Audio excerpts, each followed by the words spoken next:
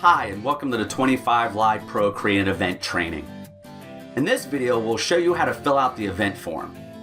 We'll select recurring dates, view room information and layouts, and change the visibility level so your event can be posted to the master calendar.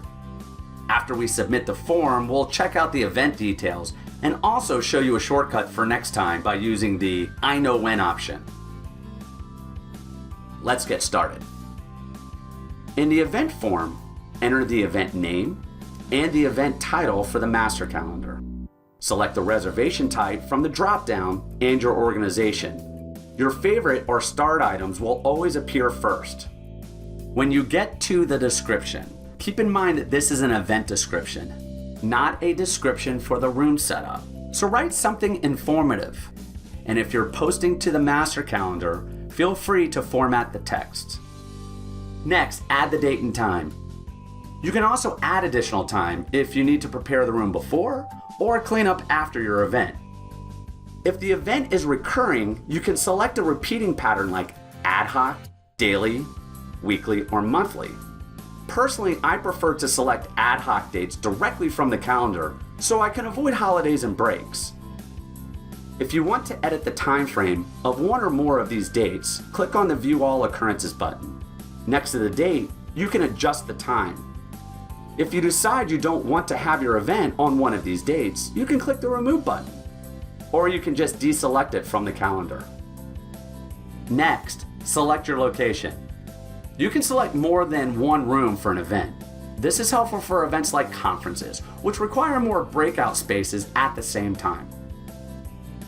If you have favorite or starred locations, you can set it to auto-load those rooms. If not, you can select an existing search from the drop-down, or write in your preferred location, or build a search using more options. For a single date event, we recommend checking the box for Hide Locations with Conflicts. That will limit your search results to just rooms that are available. For recurring events like this, however, we'll leave it unchecked. But we'll enforce the head count so we don't pick a room that's too small for your event. In the availability column, you can see how many dates are available out of the total dates you selected. You can check out the conflicts, if there are any, and you can choose to reserve a room for only the dates that are available. For this reservation, let's check out a room that's available for all dates. By right-clicking on the location name, you can get more information about the space. Here we can see a picture of the space, different room layout options with the corresponding capacities. Also, we can see additional features like wheelchair accessibility and audio-visual capabilities. Let's pick this room. To adjust the selected dates or layouts of the room, click the View Occurrences button of that location. Here you can set the same layout for all dates, or pick different layouts for different dates. The number in parentheses is the capacity of that room when it's arranged in that layout. You can put additional setup instructions here, or you can add them later in the comments section at the end of the form. If you want to add resources, you can do so here. But keep in mind that different facilities have different schedulers, and some require you to contact service providers directly. If you would like to post to the master calendar, here's where you can add the desired visibility level. You can also provide a point of contact, website, and RSVP link, among other things. If you can't remember the visibility levels, just click on the information bubble. You'll get a summary of 3 types. For this event, we'll select a level 2. Last, add any additional information you'd like to provide for the scheduler. You can submit your request now or preview it. In the preview panel, you can see a summary of everything you wrote in the form. If you want to add something, just click right on the field and it will take you to that part of the form. Now that your form is complete, hit Save. In the Event Details page, you can see all the information that you submitted.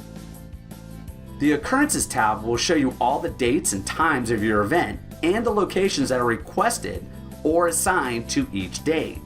Since this event hasn't been processed yet, the location box appears gray, and there's a note that says awaiting approval. An approved or assigned location will show a solid blue box and the space name. Now that you've learned how to fill out the event form, here's a little shortcut you can use for next time.